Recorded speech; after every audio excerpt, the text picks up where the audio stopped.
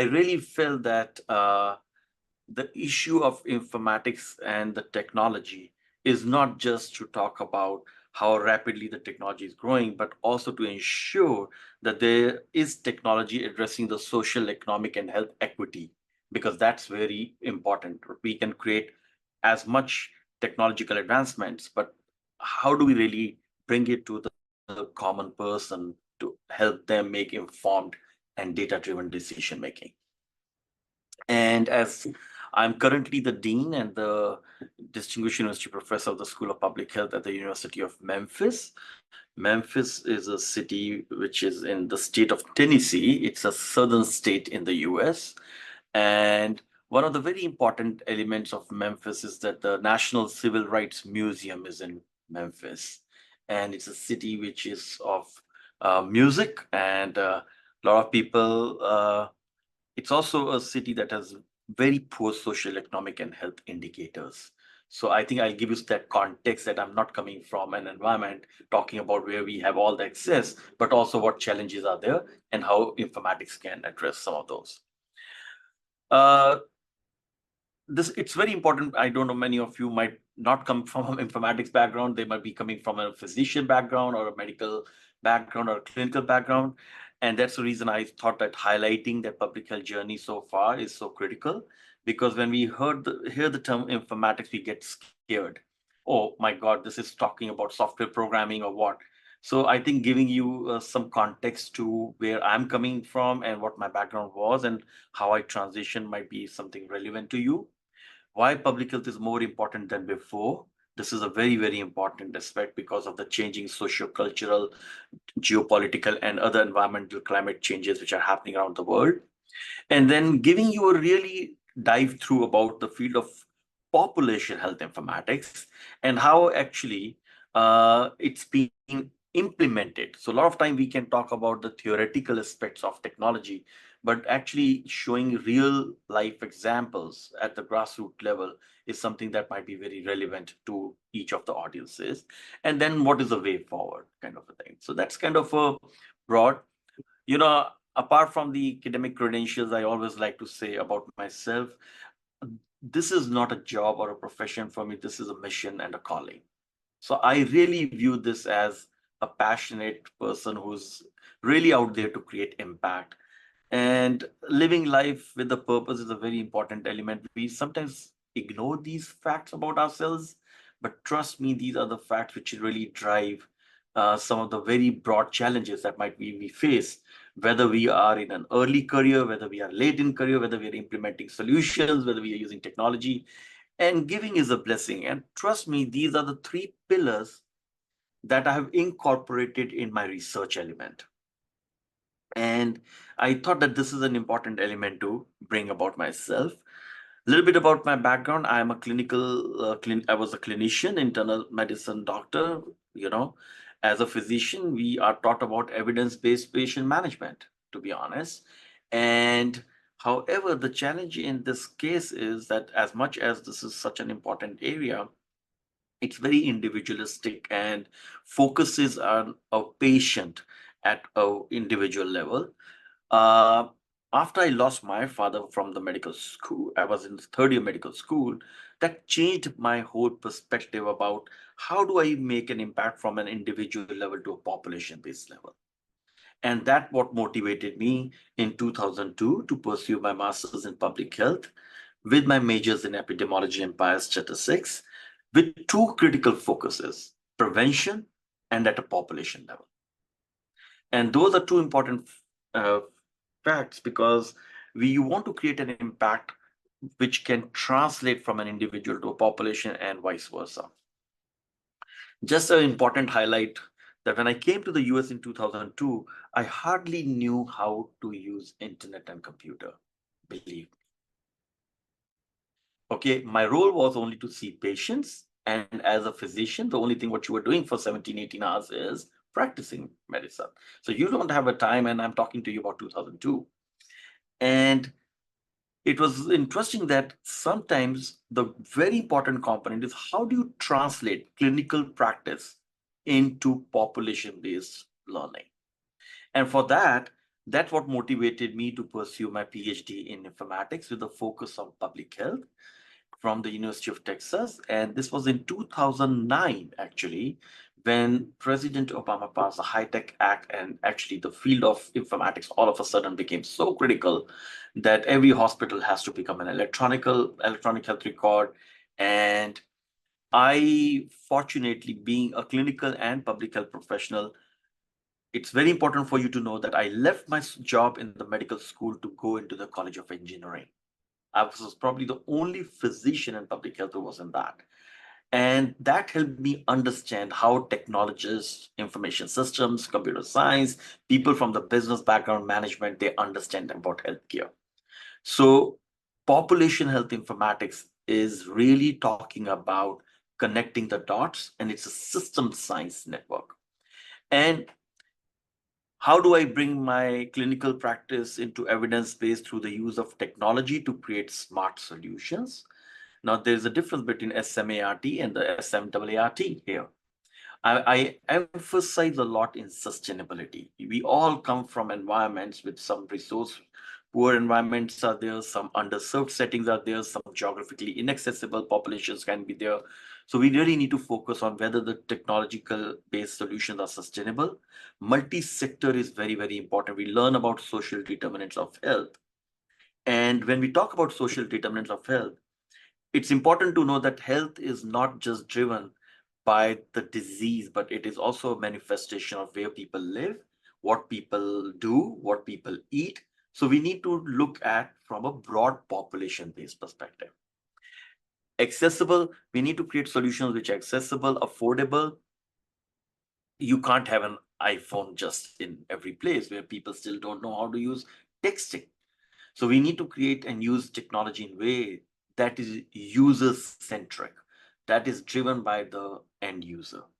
And reimbursable, there has to be some kind of a return on investment model so that it's sustainable. And tailored and targeted means that something which might work for me is not necessarily that what might work for Dr. Sohail or Dr. Anhita. So we need to have targeted and tailored intervention. So that's what smart model is. And I'll walk you through about how basically the challenges of today and how smart model has been using to bring public health informatics and population health informatics at a community settings. Okay. Quickly, my roles have changed over a period of time. If you are a student, you should know that it's not always, we don't know where our destiny is going to take us. So we need to be very much open-minded and a little bit in a world of multitasking. I started my career as a researcher and educator, and then moved into mentorship. Like, I don't know how many students I've mentored, probably about 700 or 800, probably till now.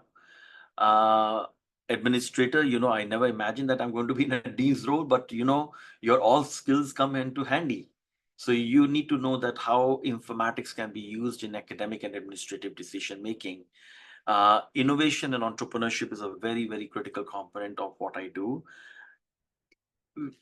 Today, informatics needs a lot of innovation, and I'll give you some real grassroots level examples, because from my perspective, I'm more like an implementation science researcher, an application researcher who says, okay, the data which I'm generating, am I using it in a meaningful way, and am I implementing solutions? So these are the 5 pillars based on the roles. Inclusivity, diversity. I have worked in about 14 countries, traveled about 50 plus countries, worked in almost urban settings, rural settings, urban poor settings, slum settings, ghettos of Brazil, slums of Haiti, even in areas of Nigeria, Ghana, Morocco. So what it does is it gives you the understanding of the different cultural contexts, different diversity of people's knowledge, culture, literacy. And that is very, very important when we are designing and looking at public health informatics interventions and solutions. Equity and accessibility is a very important element, because what is the goal of public health informatics? It is to improve and advance health equity among all populations at large. Research focus has been, this is my lab, smartlab.org. I have predominantly been using public health informatics as an intervention platform. So I am not a very big I don't do a lot of cross-sectional studies, but I do a lot of mixed method studies. So mixed method is that I'm generating data both at a qualitative and a quantitative level for designing my health technological interventions. Mobile health, personalized health records, consumer health informatics are a very important component. Public health dashboards is another area. I think I've designed about 18 and 19 of those in multiple languages across multiple countries. And I will give you an examples of that. Um, and we don't talk about it, but workforce development is a very important element. So it's not about just understanding about like how AI can use, but there are a lot of aspects in workforce which go, especially in the field of public health informatics. Uh, this is the first textbook in the world, and I was glad to be an author for this. And actually, it really triggered what Dr. Sohail earlier mentioned, that how people transition their careers from being a physician into a public health informatics and a population health informatics professional. So this was the first book written to drive evidence-based solutions into practice in population health informatics.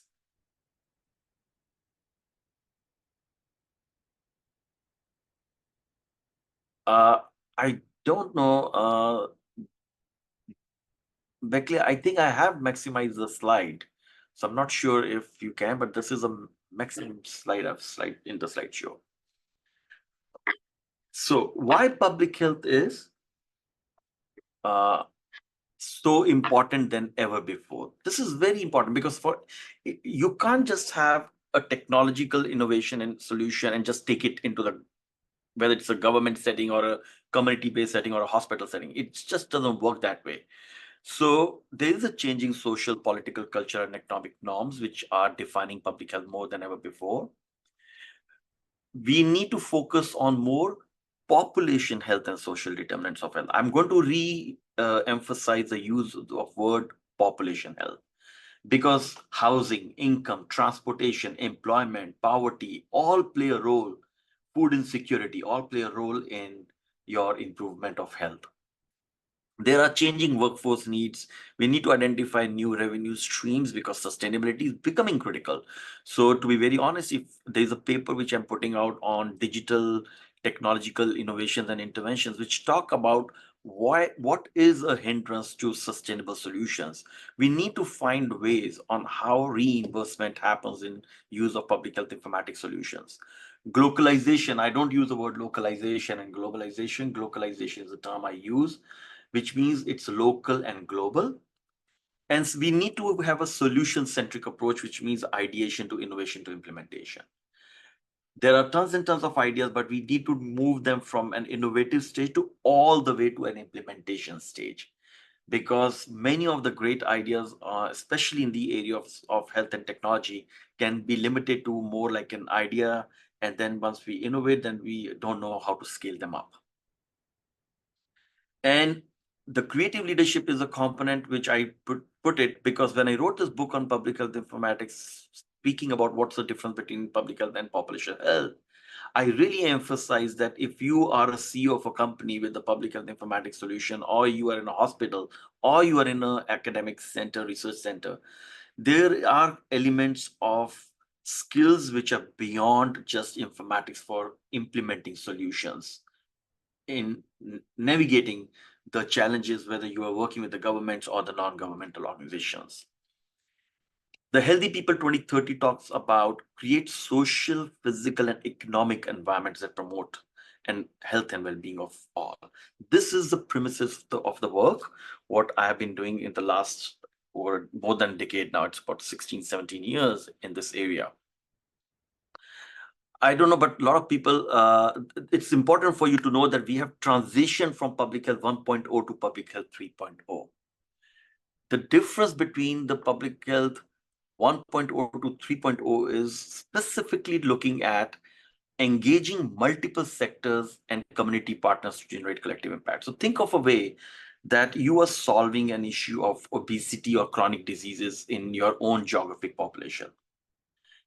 Now, the focus is not only to improve care. The important factor is also, is access an important element to that? Are available resources sufficient enough to help individuals improve care? So there are many things which are happening outside the hospital where the person is living. So accessibility is a very important component. Modes of transportation is very important component. The environment in which people are living is very important component. The level of access to the treatment and the medication is very important component. So health is not just driven like, okay, what do you do in the hospital setting, but also what do you do outside the hospital setting. So you need multi-sectoral engagement, and the only way you can do that is an informatics approach. However, two key elements come into play. One is the data sharing component, and the second is the data governance component. And COVID clearly indicated that these are the two big factors that actually were a major kind of a hindrance. Like countries were not willing to share the data. Nobody knew what the data is looking like. So I think Public Health 3.0 emphasizes what engaging multiple sectors can do and how to improve social determinants of health. Dr. Sohail, is my pace okay? And am I going at the right? Perfectly right. I think that is what our listeners would like to learn from you today. Okay, perfect. So, what are some of the social determinants of health? It's talking about multiple things which are not always about health. It's economic stability. You don't have a job, you don't have resources, very difficult to get healthcare. Food insecurity. Are you going to worry about your health, or are you going to worry about the food on the table? Education, access, and quality. What is important? Literacy. Is literacy an important factor? Now, there's a difference between education and health literacy. Okay. So people could be literate, but are they health literate? That's an important element. And are the web platforms which are getting developed, or the social media which is pumping out information like in terabytes, is that able to be comprehended by a common person who can understand? Neighborhood and built environment is a very important element. Research has absolutely shown that the places where people live influence their health outcomes. So are we capturing the data on the places where people live? And social and community context is a very important component. Is, are people engaged in their own healthcare? So how do you really impact all these broad parameters that will help influence your health and well-being? That is also the sustainable development goal number 3. So, what are some of the barriers? And because it's a limited time, so I wanted to give you a very macro view on what it is. So, yes, we need to implement solution, but what are some of the broad barriers across diverse geographic settings? Doesn't matter whether you are in which part of the world. There are technical barriers, which means data standards and system interoperability. So, for people who may not be coming from the informatics background, interoperability system in a very layperson language is the data from one system able to be imported or exported into another system. So if I want to have the relationship between food insecurity and health, does my data which is sitting in my food systems database talk to the data in the health data? This is just as simple. But then the data standard, are we collecting the data in this uniform way or a homogeneous way?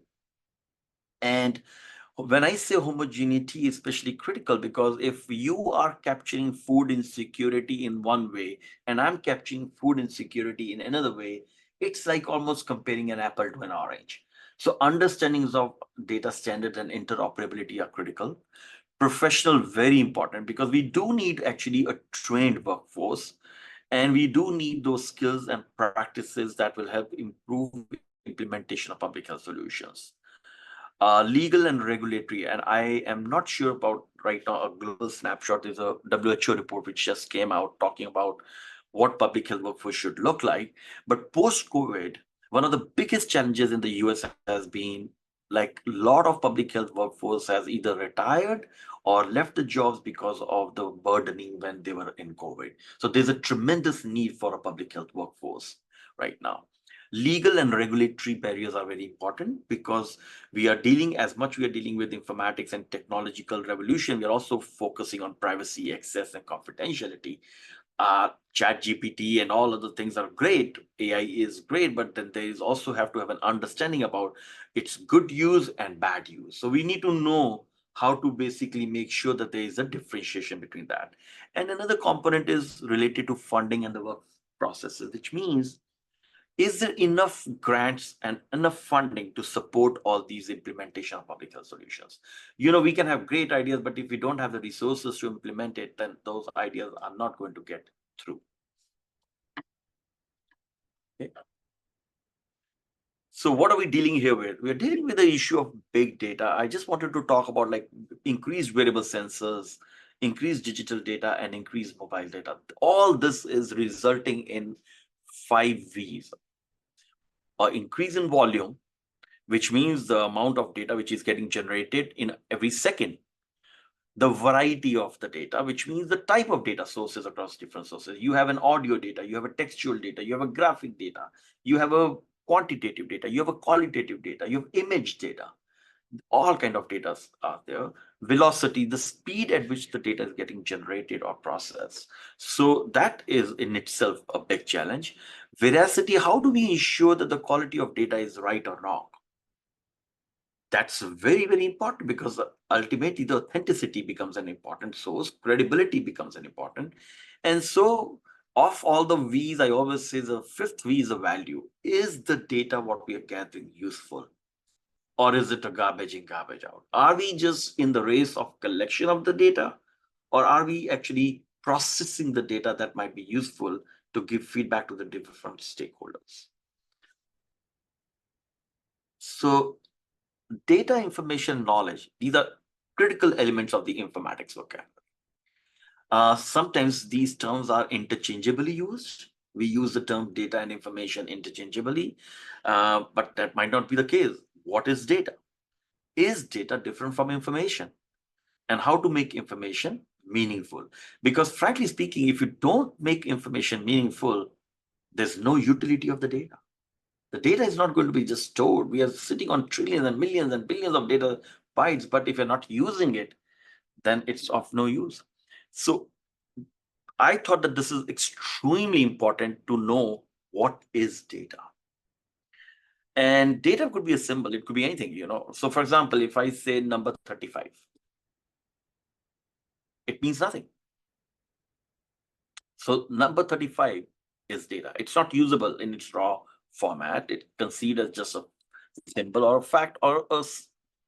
Now, if we say the data that have description, which is meaning and useful, which means if I say it was raining, it's data. If I say 35° Fahrenheit, I am giving unit to that data, and that's information. That's a very important element for you to know. It looks so simple, but it provides answers to who, what, where, and when.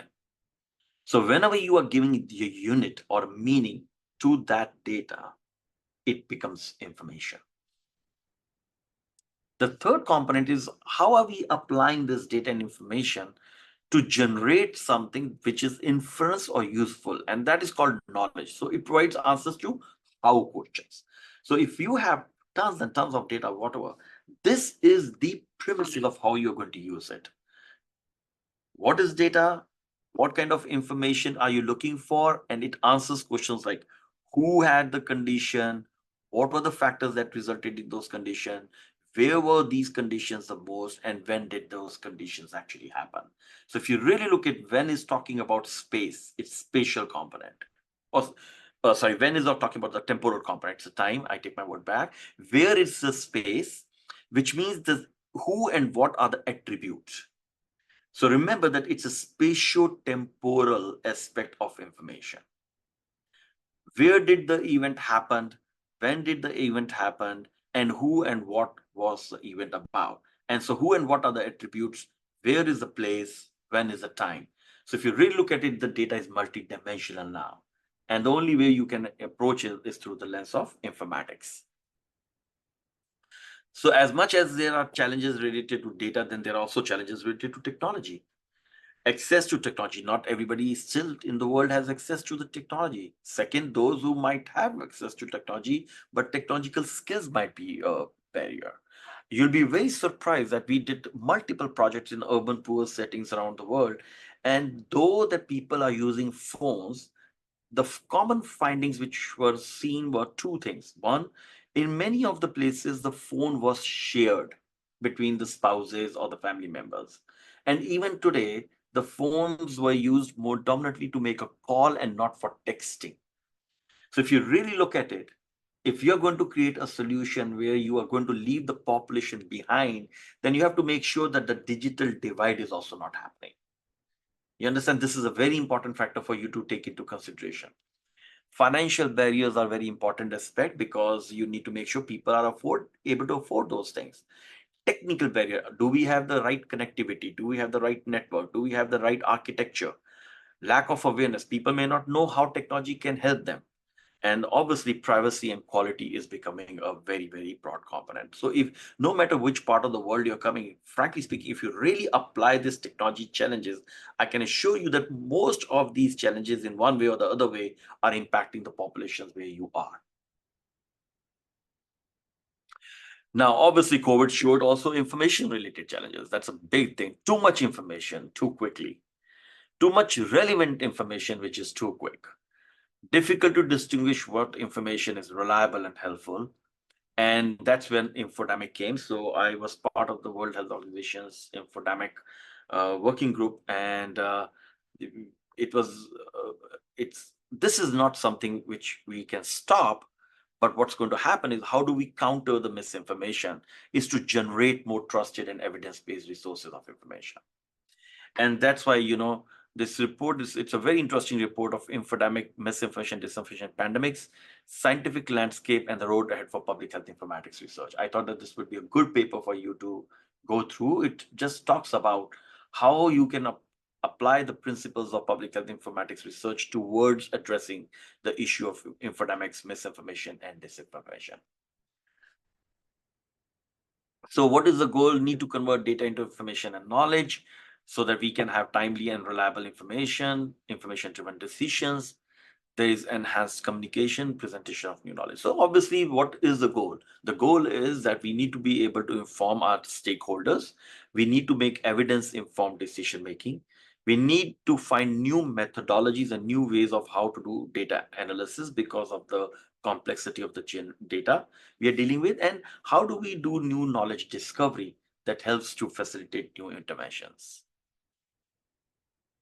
So the second pillar takes is what is the science of information? So informatics in a very, very simple way is data with meaning. That's it. That's what informatics is. It's not too complex. There are several terminologies: health informatics, medical informatics, clinical informatics. We'll talk a little bit about, but the term which came out together was the biomedical informatics. This is science of information applied to or studied in the context of biomedicine. Now, if you really break this down, to me personally, it looks like biology and medicine. Use of informatics in the field of biology and medicine. So that's what biomedical informatics is all about. However, it's very important for you to know that there are four broad elements of this. When we talk about bioinformatics, even today, I'll tell you, sometimes I give talks, people get confused and they say, oh yeah, it's bioinformatics. No, it's not bioinformatics. Bioinformatics is dealing with molecular and cellular processes. It's like, you're doing DNA, genomics, gene sequencing data. Imaging informatics is dealing with tissue level data, which is like CT scan, MRI images. Then clinical informatics, you're dealing with at the patient level and at an individual level. And then it moves into the population base, which is public health informatics. So my work is largely at the intersection of clinical and public health informatics. But this is a good kind of an art reflection of how molecular to population based approach can be implemented across the field of biomedical informatics. There are some other interdisciplinary informatics areas where I've been working: consumer informatics, which deals with issues related to tailored messaging, issues related how to identify quality of health information over the internet. Then there's a very large area of work which I do is called nutrition informatics, and that is really to look at food systems, food policies, and food delivery systems. Disability informatics, where I'm focusing in the area of osteoarthritis, dealing with individuals with physical accessibility issues. And then the area of music informatics, where how do you create music and through informatics approaches to reduce stress among chronic disease population. These are kind of innovative work what is being going on. In area of public health informatics, I'm not going to go through the entire definition, but just so that you know, it's a systematic application of information, computer science, and technology. So we are bringing principles of both from the technological space into the public health, including in areas, whether it is in the area of surveillance, whether you are applying in the area of prevention, preparedness, or health promotion. However, uh, I when I was writing my book, I was debating that how do we move from public health to the population health informatics space, and that really triggered my motivation, because to be honest, and I'll show you some of the differences between public health informatics and population health informatics. Population health informatics is really talking about improving the health and well-being of a defined community or other target population. Defined community or other target population. And the difference, and it's a very interdisciplinary field that draws principles from many areas. You need people from medical geography, you need people from cognitive science, research methods, information systems, computer science, management, health administration, communications. So it's a very interesting, and sometimes we as physicians, if you're from the physician background or any other public health background, we are very sometimes skeptical whether we should go into field of informatics. Actually, that is a strength if you go. It's not a limitation or it's not a weakness.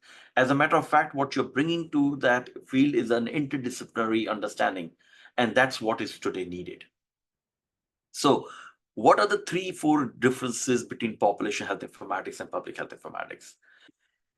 In case of public health informatics, it's a very governmental context, which means you are likely to see more applications in the local or the county or the state health departments. Whereas in case of public population health informatics, it is both in governmental and non-governmental contexts. In case of uh, clinical informatics, and the difference between population health and clinical informatics, it extends beyond healthcare delivery in clinical setting. So which means population health takes us more into the community settings also, outside the hospital and outside the health departments. Okay, big difference. So this takes a little bit, it gives you some kind of a background understanding about that. And now I'll talk a little bit about the model which I have been focusing on. And the last part of my presentation will be about the applications, real examples of some of that. So basically if you really look at it in the first half of the presentation, I try to give you what is the field and what are some of the problems and challenges you're facing. And then how do you approach that through the SMART model? As I said, remember, the social determinants of health talked about sustainable solutions, multi-sectoral solutions. We need to have information which is accessible, affordable for all. Reimbursable means cost effective and has to be there. It cannot be just expensive. Healthcare system is too expensive, and we need to make sure that can technology be used to reduce the cost. And then are we really meeting the needs of the individuals who really need the care the most? So the model is multifaceted, multi-level, multi-dimensional. I've been implementing this. This is the framework what I've been using for like about 12 years now. 2012 is when I conceptualized this framework. And it talked about how important it is to gather data from multiple sources. How do you convert those data sources into meaningful, contextually and culturally relevant information? And then how do you really use that information to generate new knowledge, whether it is through the dissemination of that information to the different stakeholders?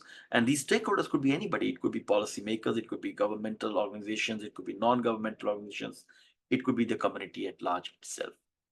SMART is a human-centric and impact-driven solution. So my PhD was human-centered design in public health informatics approach.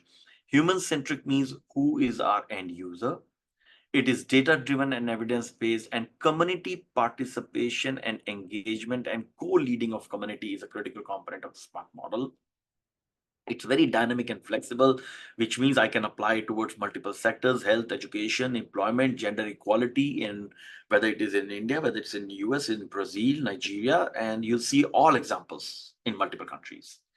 And it really is a middle out approach. I call it as middle out approach because What that means is it works at the policy and it works at the community. So it's kind of a middle out model that is able to influence the kind of data that is generated at a community level, then and bring it to the policy level.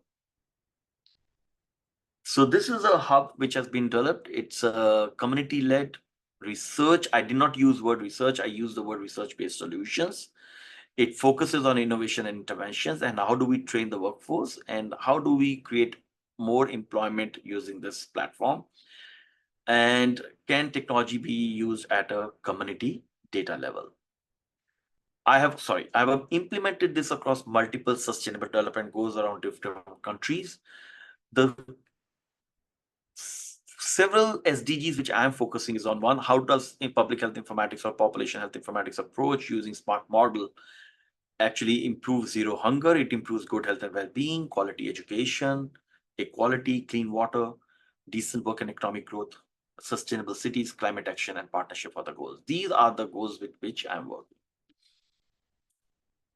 Lastly, to give some real examples. So, for example, there is a burden of chronic NCDs in diverse settings. We all know that growing burden of chronic NCDs is happening. Uh, Access is a big challenge. Availability of healthcare services is a big problem. Affordability of preventive healthcare services is a challenge. That's a problem. So, whenever we are looking at this, we are trying to solve a problem. And I don't just like to research. I want to make sure that a research can lead to a solution. So this is my incubator in India, which is there. It's been for 12 years now. And we took this problem area here of addressing chronic NCDs in diverse settings. And our goal was to implement a solution. And this solution has been implemented through a touch screen program that can work without internet. It can be multilingual. It is multilingual, self-placed. People may understand or not, but they can listen and view.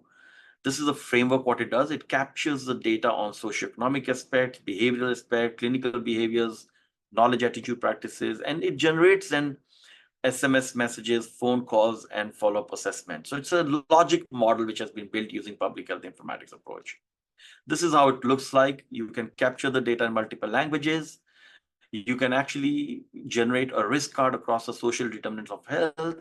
And this platform now has been implemented. I think about 16,000 people have now been screened with this.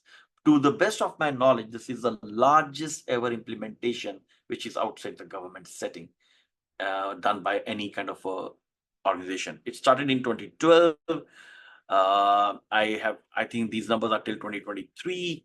The number of cancers every year we complete these numbers are touching. It has been implemented in rural settings, post offices, fire stations, government, police stations, multiple settings. Publications have been done, best paper awards have been done, and this technology became a digital Commonwealth Award in 2018. So this is a real solving of a problem in a community setting. The second component, we've done 400 plus camps. I know the numbers have increased from now about 16,000 approximately, what we are reaching. Our goal is to reach about 100,000. If I can scale this up more further. And remember, if you look at 2012, 13, 14, 15,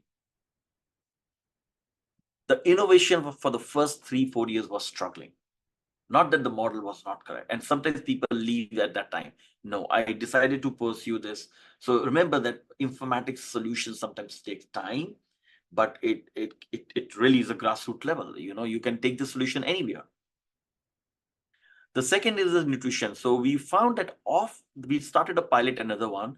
We looked at 4,400 these people and we enrolled them in a nutrition informatics platform, which allows individuals to, based on their income and their kind of eating patterns, to come up with a personalized nutrition plan. And that was using a population health informatics approach. We had 78% enrollment rate, which means those who were screened through the touchscreen program were then asked if they are able to enroll into our SMS-based intervention.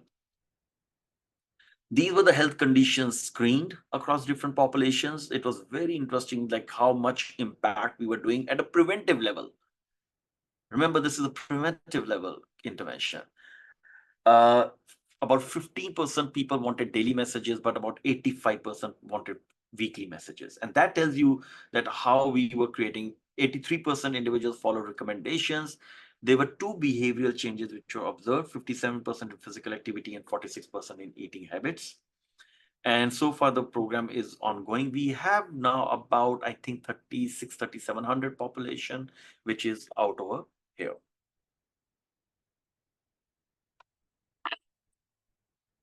So this is second example of the, and then we did, this is in New York, this is a, I would highly recommend you, if you get a chance, please search this. It's a link publicly available, ETE dashboard. It's an ND epidemic dashboard that actually connects all the state data of the New York State, New York City, to track HIV burden across the different things. It connects the data across sources into multiple dimensions, like, I don't know, 16, 17 data sets. And this is almost, if I'm not wrong, about 8th year of my funding as a real, and this is the first also policy tracking platform where we can actually look at how the different policies influenced actually the uptake and the PrEP uptake, whether it was a HIV screening and the burden of HIV progress. This is a French version of all the Africa region, 28 countries data that has been collected. This is all publicly available. It's a funded project from NIH. And this was actually the first multilingual platform for that. This is we are dealing with information challenges like misinformation, disinformation, and fake news. And this was our approach that we actually implemented on the ground, a real podcast platform that required no internet, but was able to deliver the most trusted COVID-19 related information in hospital and community settings. Actually, that became our framework. And now we have expanded this into multiple languages and multiple settings. This is a dashboard which collects the data on the urban poor settings of power, where the parks are, the health. So I just wanted to give you an idea of some of the examples of public health dashboards which are there. Just do I have Dr. Nahita like about 5 minutes? I should be wrapping this up. Or am I late?